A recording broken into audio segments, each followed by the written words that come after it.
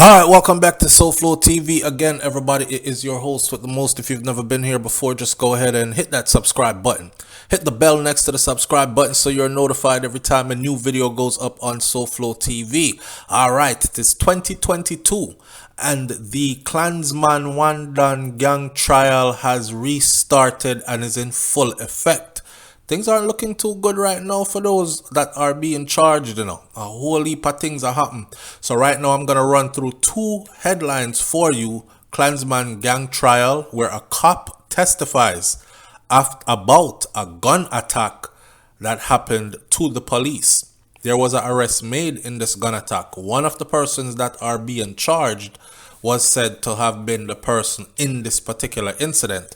So we're going to run through that one real quick, and then we're going to talk about the other one where it says the police witness testifies how a AK-47 rifle was seized at the defendant's furniture shop.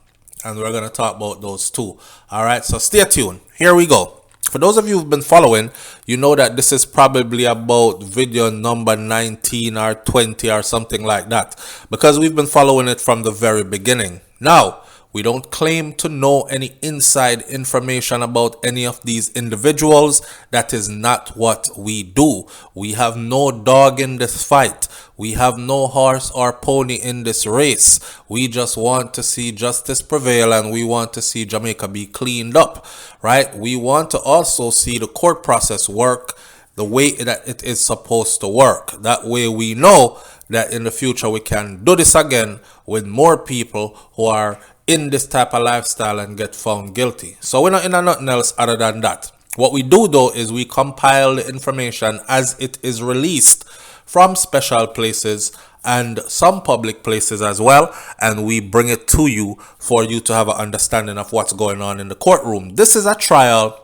that is being done by judge only, and no press is allowed inside the courtroom. So us on the outside, we know that there's a big trial going on that stands to become Jamaica's longest running and biggest trial in Jamaica's judiciary history. How are we going to know what else happens unless we follow what comes out? Because we can't go in there. They're not showing us any videos from inside. We only have to hear from sources like myself and those that I gather the information from, like Jamaica Gleaner and other places. Alright.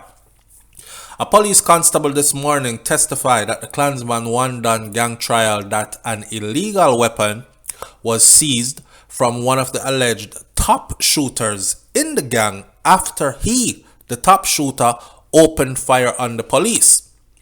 The police witness testified in Home Circuit Court, and this is a police officer in Home Circuit Court, that he recovered a Sig Sauer 45 pistol and a magazine containing 6 cartridges from defendant Tariq James, otherwise called CJ. It must mean a magazine containing 6 rounds, right? From Tariq James, otherwise called CJ. James, the alleged personal bodyguard of the reputed leader of the Wandan gang, which is Andre BlackMan Brian, reportedly exited from a vehicle at the intersection. Listen to me. These testimonies are so specific and precise, even when it's not coming from a police officer. Now, this particular police officer, he's an officer, so he knows how to give an account, because documentation is a part of the job. You have to tell what happened, where it happened, give an accurate account of about what time of the day, etc., or night or whenever. Be specific in your location and so on and so forth. So, details.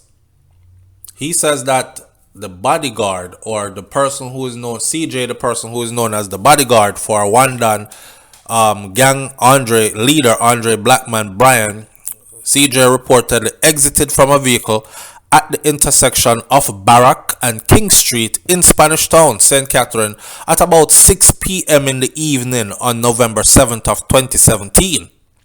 It's 2022. He's giving this account of an incident that happened in 2017. He's in court saying it. His memory sharp. on November 7th of 2017. And then CJ fired at the police, is what the police witness said. According to the police witness, he and two other policemen were on mobile patrol in Rivoli in Spanish Town when they observed a Nissan Latio motorcar that looked suspicious. He didn't say why the car looked suspicious. It didn't have a license plate on it. The window them tint up too dark, and you see a lot of smoke coming out the windows. Why was the vehicle noted as suspicious? Wasn't said.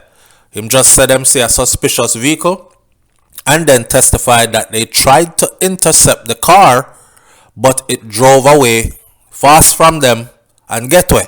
And shortly after that, James disembarked from the vehicle after it slowed down and fired at the police and then ran.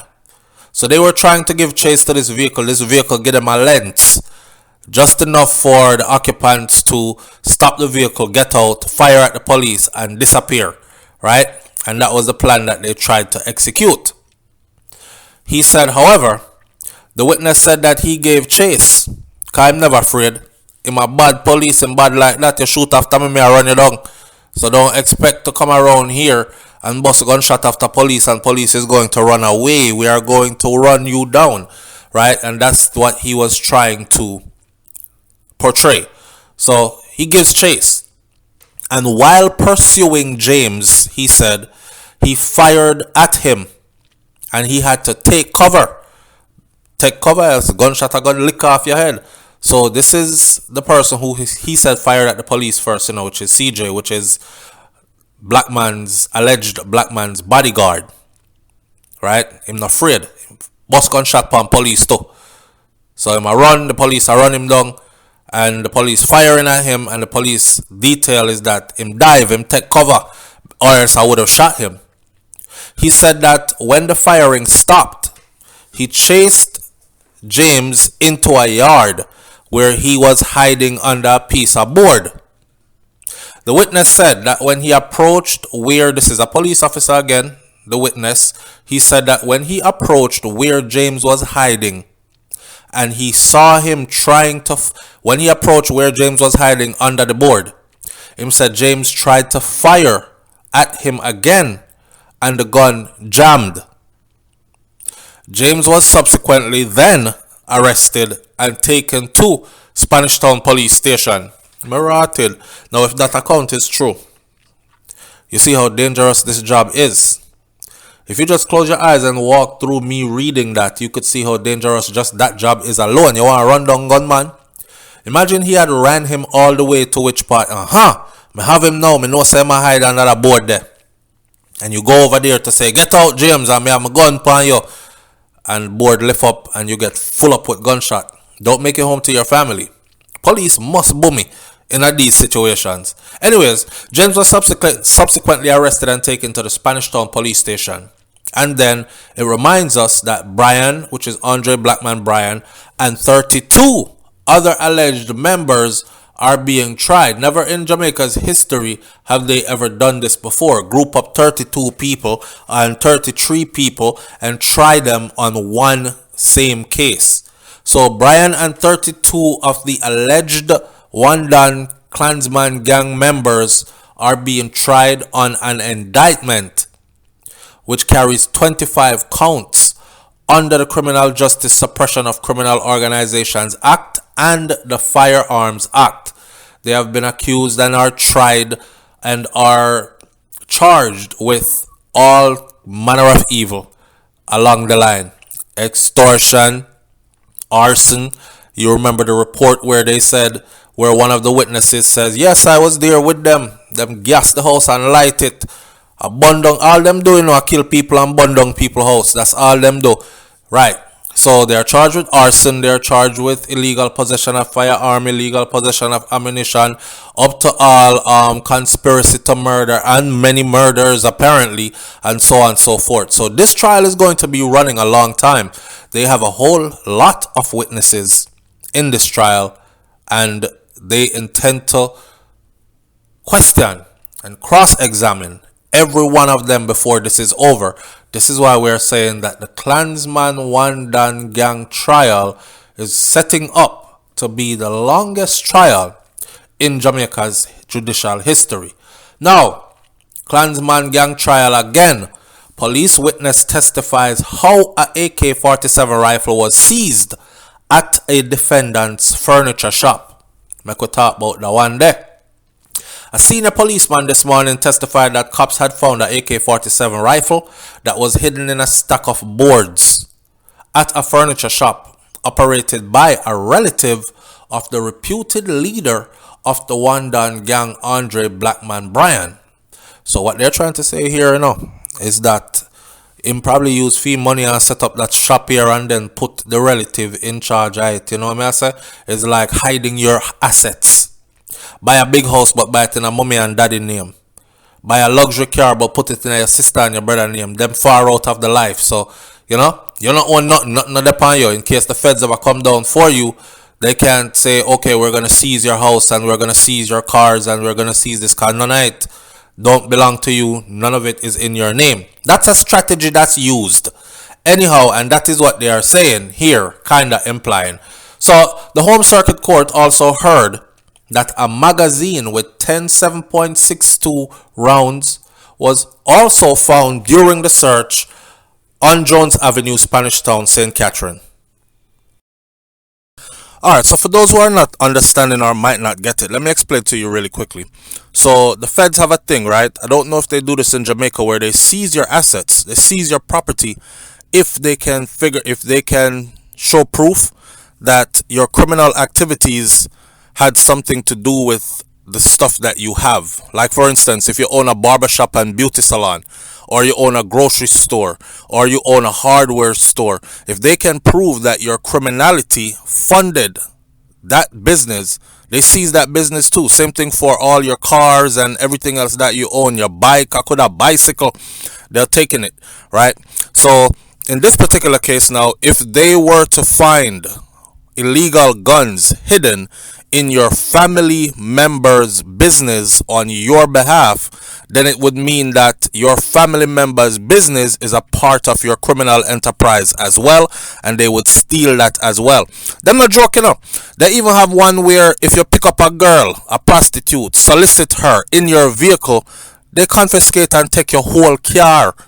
So they don't. But anyway, all right, let's get back to this. So the police inspector who was testifying at the Klansman One Dan Gang trial, which I read earlier, he said that he was a part of a police team that went to Jonestown to arrest the defendant named Rowell Taylor, who is Brian's cousin.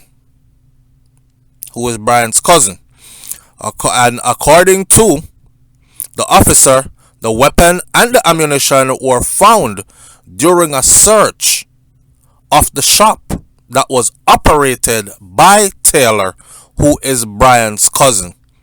The court was told that the shop is located a short distance away from Taylor's actual house. So the policeman recalled that the gun was found, the AK-47 was found when the cops had moved a stack of boards from one side of the shop to the other side of the shop, and aha! There it was. It was vertical within the slab of boards, is what he said. On seeing the weapon, the inspector said he turned and he said to Taylor, "What that do this?" For those of y'all who don't know, I will little pidgin, I will little African that in a way. What that do this? What that do this means, what is that doing there? And he said, Taylor replied to him and said, this is a black man cousin, replied to him and said, "Me don't know nothing about that, officer." Now, here comes the argument. Was it planted there, or is he just playing dumb? According to the police inspector, the gun was made of metal and board, and the serial number was not visible on the gun. It's a ghost AK-47 that. Clap it and nobody don't know which part that come from. Find all the gun and still can't trace it. Prior to the search of the furniture shop, the court also heard that Taylor's house was searched and 5 cell phones with several SIM cards and $265,000 in cash were found in one place. The court heard that a civilian who was at the house was also detained along with Taylor. The weapon and the ammunition, the officer testified, were packaged in an evidence box and bags and labeled after the scene was processed by a forensic crime officer and transported to his office for storage. He said that it was later retrieved and taken to the government forensic laboratory for ballistics testing. Alright, this is where I'm going to go test the gun now to see if it's one of those ghost guns that turned up on the scene of any murders. Was it used in any other, or the carrying out of any killings, etc., etc. Right? Ballistic testing are going to take place now. Forensic testing are going to take place now. He, however, recalls that the crime scene forensic officer did not detect any visible prints when checks were made. Both the weapons and the ballistic certificate were admitted as exhibits. Alright, guess what? In a court of law, a good attorney, and here the people them now watch SouFLo always a try plan a way for the criminal them get off on all this. Remember, we don't argue with people who choose to be ignorant. We're living in 2022 and we understand how things work more than ever before because we have more information at our fingertips than ever before, right? So in a court of law, a good attorney is going to say, well, if it was my client's own, somewhere on it would be his fingerprint, or did you guys plant that gun there? And then they could easily draw for another case and draw for a case like recently where the 30-something-year-old barber that got shot and then got arrested actually took his case to court. It might as well court to case. Took his case to court and actually beat it, proving that the police officers, the JCF officers, two of them, actually concocted their story and made it and planted a gun on him, and he could have been doing some long prison time because shootout with police where you got shot instead and then arrested and found with a gun, that carries a lengthy sentence. And in the court of law in Jamaica, he was able to walk away. So don't think that these things don't happen. And like I said before, we don't have no dog or no pony in this fight. We want to see it all done fairly.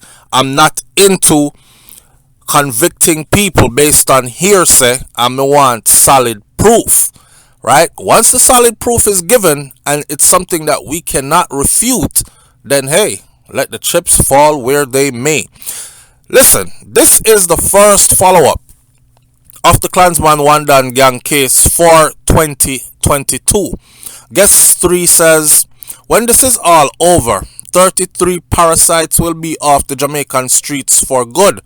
Now, to reinstate state-sponsored executions, to remove those who are convicted of brutal murders such as shootings and burning of people, Jamaica needs a cleansing, people.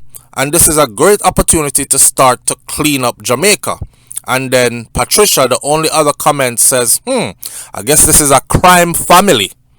So again, they are all under the impression that this is a family affair, a family matter.